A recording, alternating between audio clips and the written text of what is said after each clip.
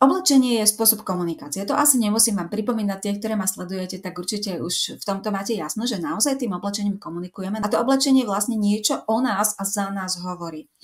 A práve tie rôzne oblečenia, rôzne outfity, rôzne štýly, rôzna miera formálnosti môže vyvolávať samozrejme v nás rôzne dojmy, rôzne pocity. A práve to, ako my si interpretujeme to, čo vidíme, je to často viac o nás a hlavne o našich potrebách, o nejakých očakávaniach našich, o nejakých hodnotách. Nie je to o tom človeku úplne, je to väčšinou o nás.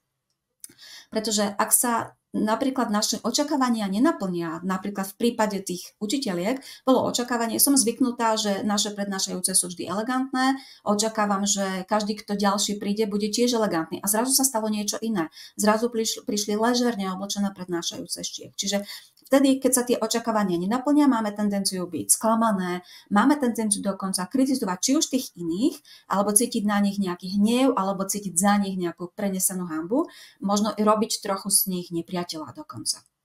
Hej. A tak sa vlastne stane, že aj treba kvalitnú prednášku pokazí niečo, čo je v našich očiach len iné, ako by sme chceli. Je to iné, ako boli naše očakávania.